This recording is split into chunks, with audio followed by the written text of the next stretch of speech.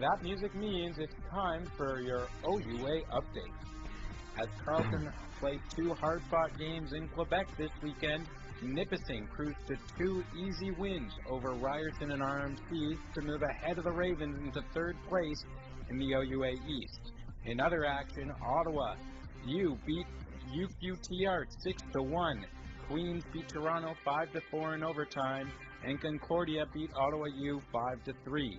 The OUA East standings in the men's division stand as this: McGill in first place with 40 points, then UQTR with 28, Nipissing with 27, Carleton with 26, and Ottawa U staying afloat with 23 points. In women's action, Ottawa U had a 2-0 victory over Montreal, Concordia 3-2 over Carleton in a shootout, as we heard, and Concordia 4-3 over Montreal. With those 2 losses, Montreal falls into a tie with Concordia for 2nd place with 14 points. You have McGill out way in front of them at 24 points, and then Carleton and Ottawa U tied for 4th place with 9 points apiece. That's Mitch Goldenberg with your OUA update. All right, and we're going to talk a little bit now about the women and their upcoming game against Ottawa U. We've got a big rivalry coming up, and really, guys, is this game really happening? Because I wouldn't know. I've been on campus. I didn't know anything before the Ravens and GGs played here at the Ice House. The men played, and I haven't heard anything about this one either. What's going on with our school spirit? Yeah, I don't know. You know what? There is a big event, Ravens Palooza, this weekend for the basketball game.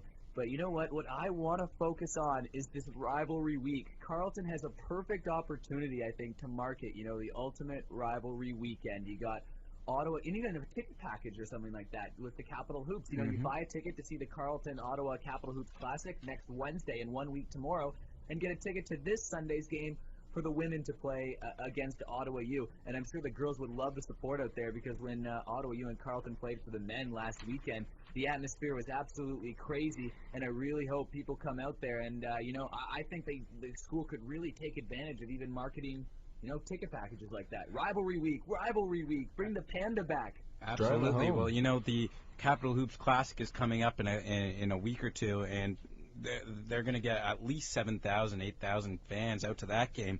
And, I mean, all you need to make it a crazy atmosphere at the hockey game is 300 people, so they don't even have to market that much. But, I mean, they're still not going to sell out because they got to market a little even.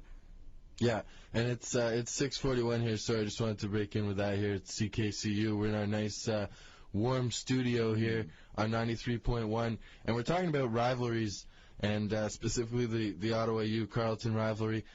Guys, we were both at the men's game, Carleton versus Ottawa U, and it seemed deafening. It seemed like the place was packed.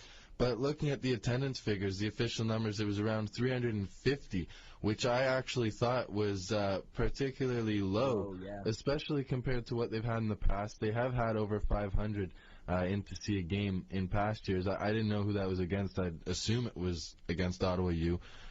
But it felt like it was full. But really, what's it going to take to get more people fired up? Because I remember taking the bus to that game, and, there were a few people on the bus talking about the game and, getting excited. Oh, yeah, I really think we're going to beat Ottawa U. And, that was 10 minutes before the game. On campus all week, you wouldn't have even known there was an Ottawa U Carleton game coming up, and it was the first game of the year after a long break.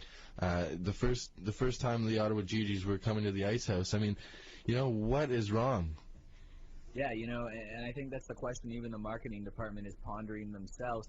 Again, I'd love them to see them play up this rivalry. What marketing department, though? Yeah, and I understand what you're saying there, and I think they really need to play up this rivalry factor. And, Mitch and I, we were walking here, we were talking on the way here, hey, we're journalism students. Next year, we think a cool idea for a documentary thing in our documentary class would be do something like, the 24/7 series, follow around some of the Ottawa U players, both the men's and the women's, and Carleton players, follow them around with the camera at practice and talk about, what it means for these guys to play, even mic up some of the players and really try to generate some kind of school spirit, just through that good competition. It's perfect. They're down the Rideau Canal. Or, take it a step further. Play outside.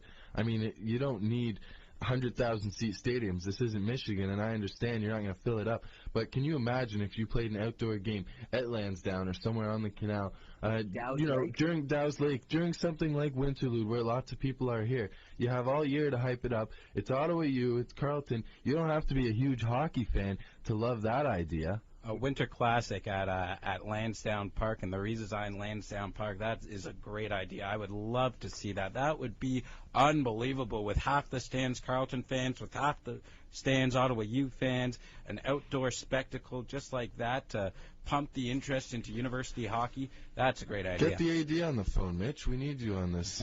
Yeah. And, well, it could be expensive, but you know what? I think this could be a really interesting investment. I bet Carl, look at all the outdoor rinks even just around the city that you can go to. You could go to Brewer Park, and I'm sure you bring in some bleachers, and, you could get just as many people as you do at the Carleton game indoors, and you play them outside. Yeah, but you'd have to set. That's not full-size ice. You'd have to set up a full rink. No, but I know. I understand your point. I'm saying, and you're saying it's very easy to set up boards and ice. It's not too expensive. It's not too expensive to set up bleachers. But imagine the money you'd make off it. I think it can be a cash grab as well, because I think that is the best way to get a massive amount of people at an Ottawa U, Carleton U hockey game. You know what? Those are great ideas down the road, guys, but there are two immediate things that I think could make this rivalry even better. And the top two things on my mind that would get a person like me out to these games, and there's hundreds of thousands of people like me, is number one, beer, and number two, cheerleaders. If they have those two things at a hockey game, I am there, front row, center. And number three, university hockey game. I don't know. And I'd like to add to cheerleaders, but I'd like to add to that list. They need exposure, and the one thing that you need is a big game to get everybody on the bandwagon and that signature game. And every year with the football teams, we had the Panda game, and that was huge. And with hockey, even if an outdoor classic you decide, okay, it's not possible, maybe that's a little bit unreasonable, go play a game at Scotiabank Place, even if it's all the way out in Canada. I think if you're talking about exposure, Jeff, the cheerleader idea is great. It is good. And put posters around campus.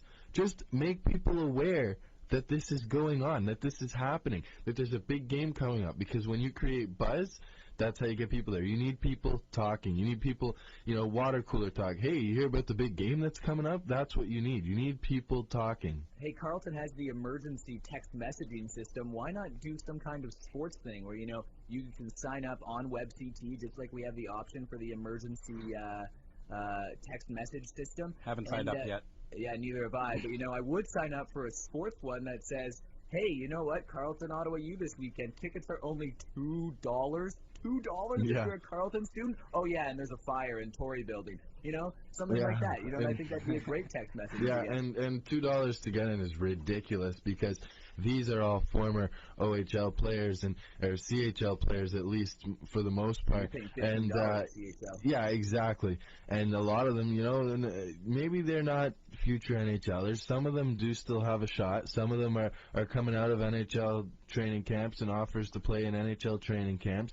This is top-notch hockey, And here's what you're getting for $2 this weekend if you go on Sunday to see Carleton versus Ottawa U. It is going to be a tight matchup because they are fighting for the final playoff spot and a win. With McGill playing Concordia and Montreal in the coming weeks, a win can put them only within striking distance of Montreal for third, which would be key because, they have 2 games in hand over Montreal. So a win here puts Carleton in a position to maybe jump up to third, believe it or not, despite only 1 win in their last 10. Here's the story.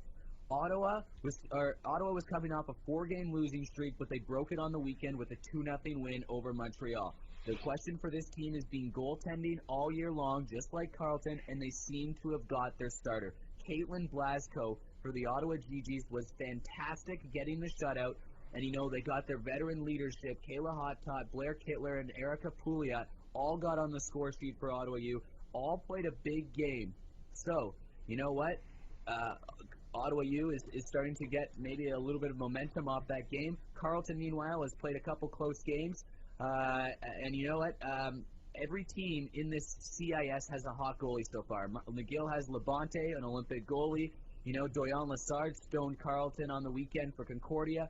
Giuliani's being great for UDEM. Carleton and Ottawa U looking for that goalie. Ottawa U seems to have found it. Carleton has 3 goalies. They split the starts evenly. Who does Carleton go with this weekend? Well, absolutely, you got to go with Yuri Karabuchi. In the first win against Ottawa U, the first game of the season, she stopped 21 of 22 shots. In the second game against Ottawa U, which was a loss, they started Tisdale, who stopped 22 of 27. And in the third game, which was another win, they started Karabuchi again. So Karabuchi's 2-0 against Ottawa U. And then you got to start thinking about the playoffs. And in the playoffs, if Carleton does make it, it's most likely they're playing McGill. Unless they could catch Montreal or Concordia, they're playing Ottawa U. And the best Ravens goalie to play Ottawa U, again, is Yuri Karabuchi, who played in the 2-1 heartbreaking loss to McGill, whereas the other 2 goalies allowed 6 goals against McGill. So I think you got to get Karabuchi in sort of that mode where she's playing every night, because come playoff time, you can't go with 3 different goalies in 3 different games. Yeah, and you know what, Mitch? I couldn't agree more with you. You're absolutely right about that. And the other thing is, we've been stressing all year, well, at least I have, this team has 3 solid goaltenders. That's not good enough because you can only play 1 at a time. You can't play 2 or 3 goalies at a time. They need one of these goaltenders to step up and get hot, and they need to ride that goaltender. If they're going to win in the playoffs, that's what it's going to take. It's going to take one of these goaltenders to step up and steal a series, and that's what it's going to take to get into the playoffs. They're going to have to steal some games. And I think that Karabuchi, she's beaten Ottawa U in the past.